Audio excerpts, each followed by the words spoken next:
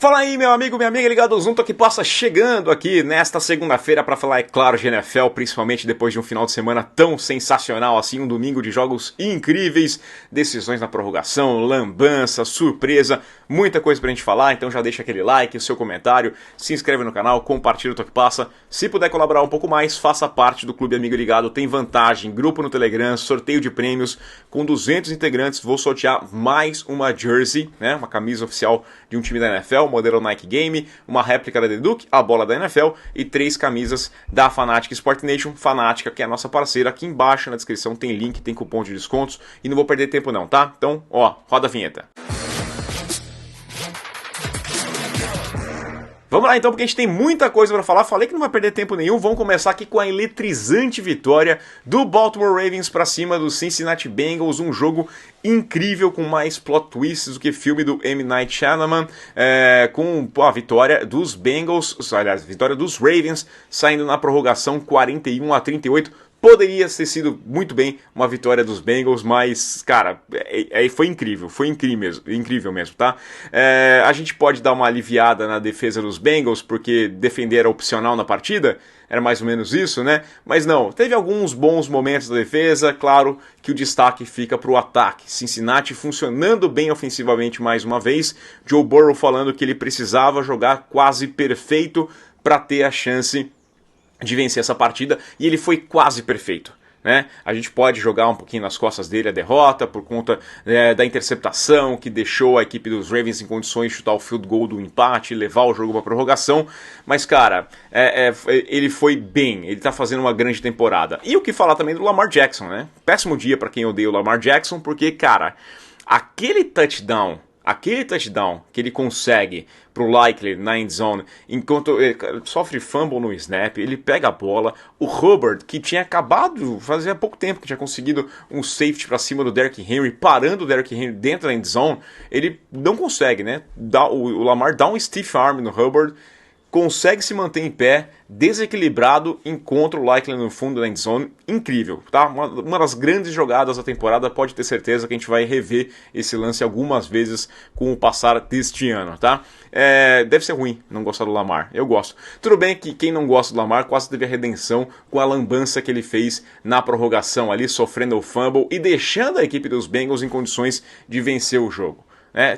Essa é a coisa que, tipo, quando você olha a temporada com 1-4, você fala, putz, tá complicado, mas tem uma chance. Agora, o efeito psicológico dessa derrota aqui vai ser pesado pra cima dos Bengals, porque eles tiveram tudo pra vencer, e o Zac Taylor tem que ser cobrado porque fez besteira ali, né? O abalo emocional também é muito por culpa do treinador. Chegou a ter 10 pontos de vantagem, a equipe dos Bengals no quarto período, leva o empate, na prorrogação parecia perdido, vem a lambança, entra em field goal range, e aí joga de forma covarde, né? O Zac Taylor vai lá e chama 3 corridas, numa delas tem o ganho de 3 jardas, mas foi só isso, quando você tinha um quarterback que estava voando. O Burrow fez um jogo 30 de 39 nos passes, 392 jardas, 5 passes para touchdown e uma interceptação. Ele estava muito bem, muito bem. Você tinha que ter dado a bola para ele, pelo menos na terceira descida, para chegar mais perto, né? Para tentar, tudo bem, o field goal vence o jogo, mas cara, é um chute de 53 jardas. A NFL atualmente, 53 jardas, mas não é automático. Tenta alguma coisa a mais. E aí rola um erro lá na hora de posicionar a bola tá torta, o chute sai errado. E aí, para completar o castigo, o Derrick Henry, que tinha sido parado para 41 jardas o jogo inteiro, vai lá e consegue uma corrida de 51 jardas e deixa o Tucker em condições de chutar o field goal da vitória. Uma derrota dolorosa para os Bengals, que tem culpa do treinador, né? Covardia ali, pegou pesado. E é complicado, porque a gente olha o Joe Burrow e fala, mano, o cara tá fazendo uma temporada para MVP. Ele tem 72% de passes completados, mais de 1.300 jardas, tá no top disso aqui. Em passes completados tá atrás apenas do Jayden Daniels, 12 passes para touchdown, 2 interceptações, tá muito bem, mas derrotado desse jeito, cara, né? É complicado. Acabou para os Bengals? Não sei, eu não apostaria nos Bengals, né? A minha sensação é essa. Vai ter que ter uma reação muito incrível. O Burrow mesmo fala que não é um time de campeonato e precisa melhorar para isso. Eu acho que essa derrota vai pegar pegar pesado, tá? No mesmo horário que estava rolando esse jogo, também rolou outra partidaça decidida nos instantes finais com erro dos treinadores, que foi a vitória do Houston Texans sobre o Buffalo Bills por 23-20. Estava nessa partida com o Thiago Alves. Aliás, vá lá no meu Instagram, no @RafaBellatini, porque a NFL compartilhou alguns trechos, tem várias jogadas incríveis nessa partida, né? E aí foi decidida com um chute no estouro do relógio. Mais uma derrota para a equipe do Buffalo Bills, segundo jogo fora de casa consecutivo, segunda derrota. Eu não vou colocar uma crise absurda, porque, assim, você tinha tantos desfalques, você não tinha o Khalil Shakir, você tinha a defesa ali bastante baleada, difícil, o que vai rolar, e é um time que conseguiu reagir. Sai perdendo no primeiro tempo por 17-3, e a impressão que dava é que ali era ladeira abaixo, que ia rolar alguma coisa como rolou com a equipe dos Ravens, né, passando o carro para cima dos Bills. Mas o time consegue se recuperar, claro, né, a defesa conta com a ajuda da saída do Nico Collins, que anotou o touchdown de 67 jardas e saiu machucado, mas conseguiu começar a levar pressão para cima do CJ Stroud, incomodá-lo dentro do pocket, tirar opções dele, força turnovers. O jogo vai aí para 20-17, e aí você consegue uma interceptação, você força um fumble para cima do CJ Stroud, e você tinha condições de trazer aquela vitória. Mas aí começam alguns erros, né? Quando o placar 20-20, cara, menos de um minuto no relógio, a equipe dos Texans em condições de chutar o field goal da vitória, tem um intentional ground no CJ Stroud, você força, decisão questionável de arbitragem ali, mas depois a explicação fica claro, era para intentional ground mesmo. O Sean McDermott decide não pedir os 10 segundos que era para tirar da falta, porque ele vê uma possibilidade de conseguir ainda uma vitória. Só que a decisão para mim é errada, porque o punt vai na linha de 3 jardas, você começa com as costas na parede e você tentou 3 passes consecutivos, né, não gastando nenhum pedido de tempo da equipe dos Texans, porque não estava bem Josh Allen. Não tava, era o jogo da vingança para mostrar pro Diggs que não precisava, mas o Allen estava numa tarde ruim. Corresse com a bola, tentasse correr pelo menos para gastar o relógio, né, gastar pedido de tempo da equipe dos Texans. Não consegue, chuta um punt, o retorno é bom, já coloca o time quase na field goal range, ganha mais 5 jardas, tem condições do chute e é isso que acontece e os Texans saem com a vitória. Depois do jogo fica mais fácil admitir, inclusive o McDermott falou assim, geri mal o relógio, eu entendia que você estava tentando um passe porque você estava tentando ainda decidir vencer o jogo no tempo normal, né? Dava para tentar alguma coisa a mais, mas era uma tarde muito ruim mesmo do Josh Allen, terminou com 9 de 30 nos passes, né? Foi um dos piores desempenhos na história da NFL para alguém que tenta 30 passes. Teve 2 passes dele no primeiro tempo que mereciam ter sido turnovers, mereciam ter sido interceptadas, e assim, são mais 2 jogadas merecedoras de interceptação que acabam não rolando, e ele segue lá não lançou interceptação, então é essa a diferença. Ele liderava a liga com 6 jogadas merecedoras de turnover, tem mais 2 nessa partida, então é um problema que o Josh Allen tem que olhar. 131 jardas apenas passadas, né? Mal, uma partida abaixo de Josh Allen, que cai um pouquinho naquele ranking de MVP. Era o meu candidato a MVP, o meu favorito, e agora, né, acho que cai um pouquinho mais nessa disputa.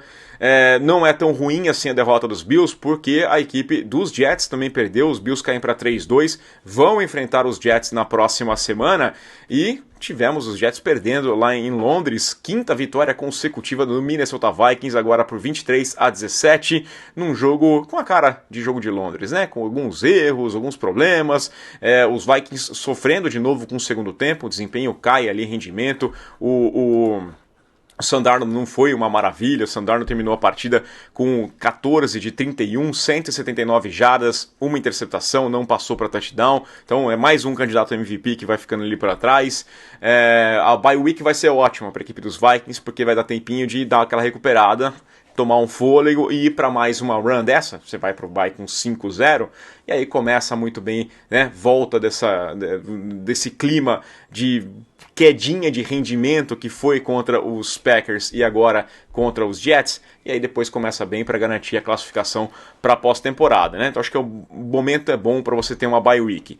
Já os Jets, cara, estão longe de ser aquilo que a gente imaginava que poderia ser, é um time que caiu de rendimento. Aliás, colocaram estatísticas, né, com relação à comparação do ano passado, o começo é o mesmo, né, o número de vitórias ali, campanhas 2-3, com 93 pontos marcados apenas. Você tinha o Zach Wilson e agora você tem o Aaron Rodgers e a coisa não muda, né? O Aaron Rodgers teve 2 interceptações no primeiro tempo, teve mais uma lá no final do jogo, uma pick six, na partida também.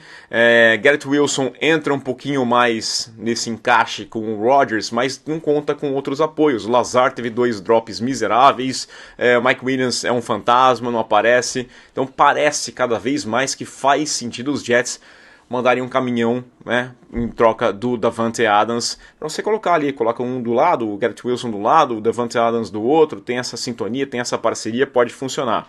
Jets e Bills se enfrentam na próxima segunda-feira, né, um jogo que pode definir muita coisa dentro dessa divisão, que tem ainda o Miami Dolphins com 2-3, também está na briga, pode sonhar, venceu a equipe New England Patriots, os Patriots se tivessem vencido estavam com 2-3, né, um jogo que foi o mais fraco do dia, não vou perder muito tempo aqui não, tá, mas assim, teve seus momentos, os Patriots tinham a chance da virada no finalzinho, marcaram um touchdown, foi revertido bem pela arbitragem ali, porque pisou fora. Huntley, né, segue sendo fraco, né, pelo potencial que tem esse ataque dos Dolphins, não dá para dizer que ele está fazendo o que pode, né, acho que poderia alguma coisa a mais, e os Patriots conseguem me frustrar mais uma vez, né. Acho que eu vou soltar um pouquinho mais, porque é aquela coisa, eu não espero nada desse time. A minha previsão era um começo 1-4, né? Não era vencendo os Bengals, venceu quando eu não pensava. Falei, pô, Seattle em casa, talvez dê pra ganhar, né? Talvez dê, perdeu. Aí tá, as derrotas depois que vieram na sequência eu achava que ia perder mesmo. E agora, contra os Dolphins, eu falei, vai dar, os Dolphins do Huntley. Você não vai perder pro Huntley em casa, dá pra ganhar desses Dolphins. Perde de novo. Então, tá dentro da minha expectativa, mas mesmo assim é um time que me faz ficar frustrado. Incrível, né? Quando você não espera nada dos Patriots e aí você consegue se frustrar, acho que fala bastante coisa, né, do que está acontecendo nessa temporada lá em New England. Jacob Brissett, é isso daí, mas não sei se vai ser tão melhor com o May. Talvez bota o cara aí, porque também já foi, né? Acho que o torcedor já entendeu qual que é a fraqueza, então acho que tá vindo em breve. Talvez depois de Londres, porque aí você vai jogar fora contra os Jaguars, já vai estar lá tudo, a temporada acabada mesmo, já tá basicamente acabada e pronto, tá? É incrível, né? Os Patriots é uma coisa incrível. A gente teve 2 lavadas nesse horário, nessa primeira janela, não é a primeira porque teve Londres, mas nessa primeira janela aqui, os Commanders atropelaram os Browns por 34-13. Daniels não foi o melhor partida do J.D. Daniels, mas mesmo assim, né, ele foi interceptado, mesmo assim ele consegue tirar grandes jogadas e conduz mais uma vitória, muito bem essa equipe dos Commanders brilhando mais uma vez. E os Browns, a gente tem que olhar, cara, pô, bota o Jameis Winston, viu? Cara, abre mão do Deshaun Watson, não dá mais, né? 15 de 28 nos passes, 125 jardas, um passo para touchdown, um fumble patético, né? Ele tá mal demais, não tem futuro nenhum com o Deshaun Watson, não tem como você se livrar dele, ok, mas não tá no contrato que ele precisa ser titular. Né? Ele saiu brigando com o Stefanski numa jogada, o Stefanski querendo arriscar uma quarta descida, ele falou no campo, falou, não vou nada, né? Sabe, tipo, não dá, assim, põe o Jameis Winston, sei lá, você vai ter uma coisa diferente, não tá funcionando essa equipe. Grande vitória do Washington Commanders, 4-1, hein? 4-1 na liderança da NFC Leste, a equipe dos Commanders. E os Bears também passaram o carro aí pra cima dos Panthers, 38-10.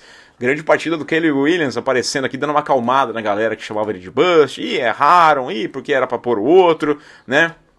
Os Bears chegam em 3-2, 36-10 aqui, e o Caleb Williams com 20 de 29, 304 jardas passadas, 2 passes para touchdown, conseguindo encontrar bons passes com o DJ Moore também, né, fazendo conexões longas, teve um passe para touchdown muito bom pro Moore, o Moore aparecendo bem.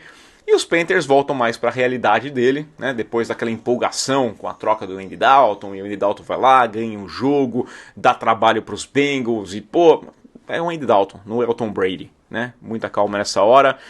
não conseguiu fazer os passes em profundidade, que tinha sido o diferencial dele nos últimos jogos, a pressão levando bem, a pressão da equipe da defesa dos Bears também chegando muito em cima, o Young, né, o Bryce Young entrou no garbage time, teve alguns bons momentos, e aí teve gente perguntando já, nossa, o Eberflus, será que agora a gente vai ter, pro Eberflus não, né, pra equipe, o Bryce Young não foi para os Bears, a brincadeira desse jogo era justamente essa, mas perguntando lá se ele teria, pro Canales, se ele voltaria a ser titular, ele falou, calma nessa hora, e é bom, né? Dá um tempinho pro Bryce Young entrar nesse sistema e se desenvolver. É o trabalho que deveria ter feito no ano passado, ou então no começo desse ano, deixa o garoto desenvolver um pouco mais, e aí você tenta, né? Se você tá vendo ele como uma chance de futuro, deixa ele se desenvolver dessa forma, não vai trocar os pés pelas mãos.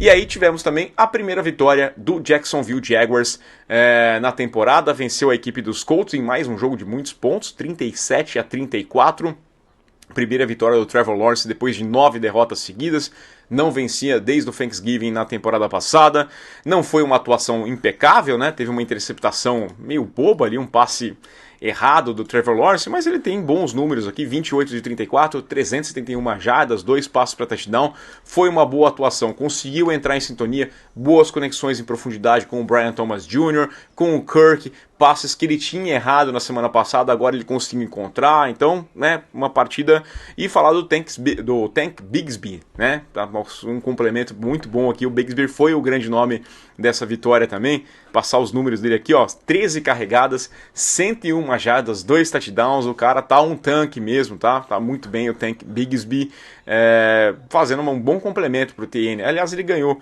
a posição, o protagonismo do Etienne. E os Colts estavam sem seus principais pass rushers, né? Isso aqui tem que se destacar também na atuação do Trevor Lawrence. Você não tinha os principais caçadores de quarterback e eles não conseguiram nenhum sack para cima do Trevor Lawrence. Apesar dos números do Flacco, né, serem bons números, ele foi burocrático quase todo o jogo. É um ataque preparado para big plays com o Anthony Richardson. E aí tinha um cara ali que estava com 5, 6 jardas de média de passes até a reta final, quando ele precisou forçar um pouco mais.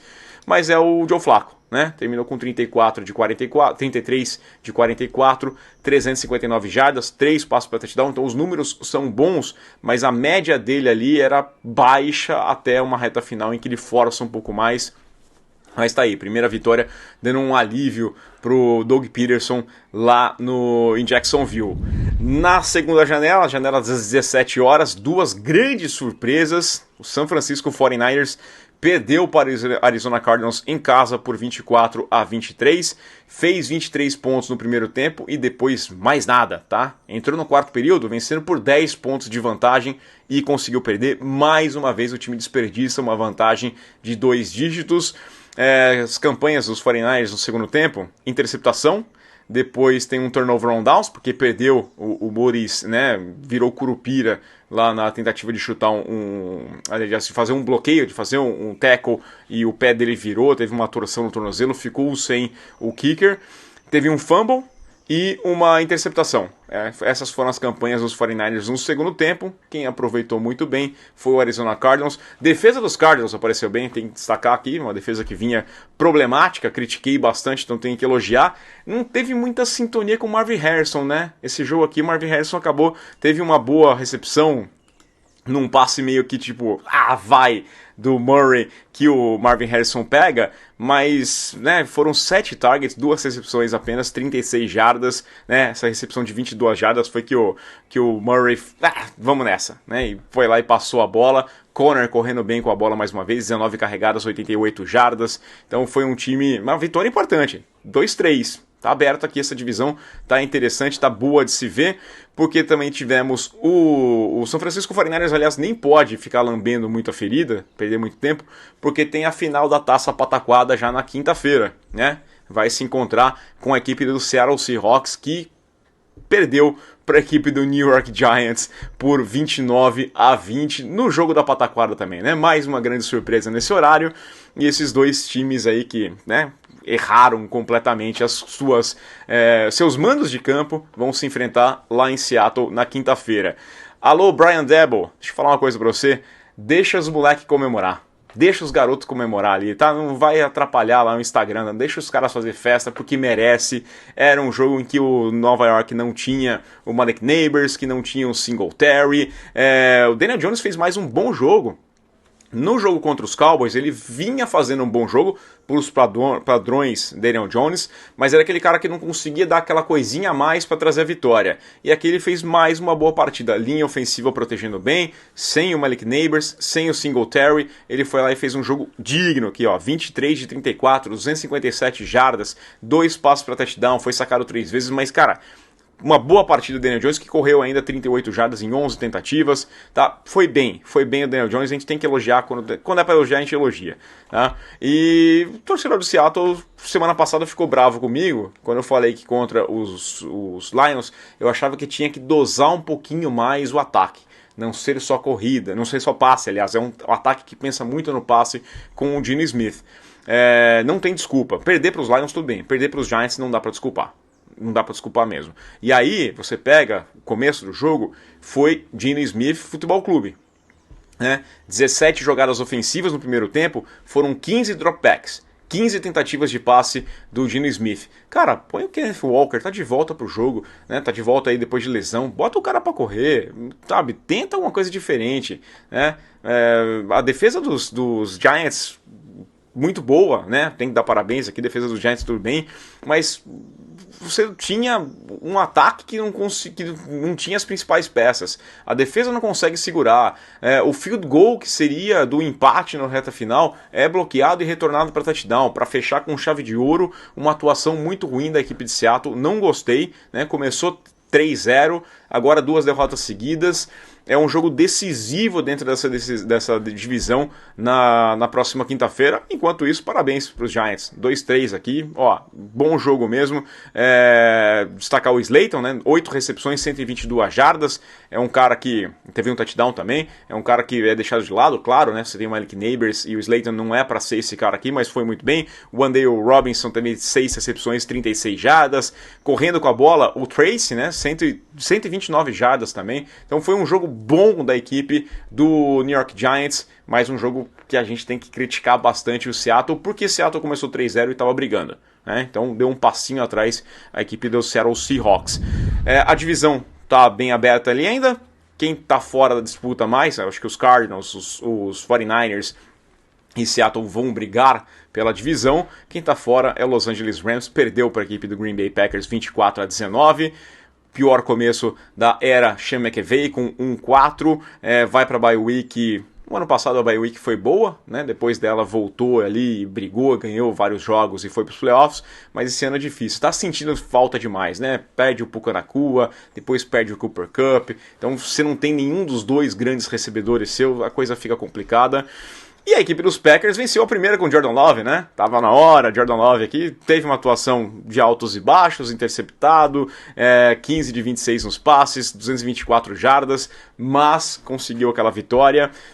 McKinney tem que fazer interceptação, tem jogo, então tem interceptação do McKinney, quinta partida na temporada, quinta interceptação do McKinney, então muito bom. E o Tucker Kraft, minha aposta aqui, ó, na sexta-feira no ESPN League, eu falei, vai lá, você tem fantasy, pega o Kraft, que é uma boa aqui. O cara foi lá e fez um touchdown de 66 jardas, o mais longo touchdown para um tight end na temporada. Foi peça importante, foi o principal recebedor, 4 recepções, 88 jardas e 2 touchdowns para o Kraft. Então minha dica foi boa, tá? Eu não consegui seguir essa dica, porque na hora que eu fui buscar, todo mundo já tinha pego ele, mas era um cara que valia a pena. Rams, que eu falei, né? Pensa no próximo ano, eu não consigo apostar nesse time chegando em lugar nenhum. E aí, fechando esse horário, tivemos um atropelo da equipe do Denver Broncos para cima do Las Vegas Raiders, 34-18. Me surpreendeu pelo placar alto, eu imaginava que a equipe dos Broncos ia conseguir quebrar o jejum que tinha com os Raiders. Grande vitória, Bo Nix distribuindo muito bem ali a bola, né? 11 alvos no jogo, tretou com o Sean Payton na sideline, e aí foi bom. A vitória apaga tudo, né? Quando perguntaram pra ele da treta, ele falou assim, não, ele falou que me amava e eu disse que amava ele, né, também. Tá. A história é essa, né? Ganhou, não tem problema nenhum. Preocupa a linha ofensiva, que perdeu muita gente, muitos desfalques, muitas lesões acontecendo nessa linha ofensiva, mas eu acho que é um dia de comemorar bastante, né? Você teve um bom Knicks rendendo bem, 19 de 27, 206 jardas, 2 passos para touchdown, que eu falei, cara, 11 alvos aqui. Javonte Williams também, outro destaque, 5 recepções, 50 jardas, correu bem também, passou das 100 jardas de scrimmage, 13 corridas, 61 jardas, então é um dia de comemorar. É um dia de o torcedor comemorar, enquanto isso, né? Principalmente a defesa, né? Pô, tem que destacar aqui essa defesa dos Broncos. Vem muito bem, semana após semana o pessoal me cobra pra falar mais dessa defesa. Muito bem. O que falar do Patrick Surtain, né? The second, que, pô, pick six de 100 jardas numa jogada crucial. Porque ali era a chance dos Raiders abrir 17-3, né? Tava vencendo por 10-3, tava na red zone, tinha a chance de marcar o touchdown. Ele faz a interceptação e traz o jogo para 10-10.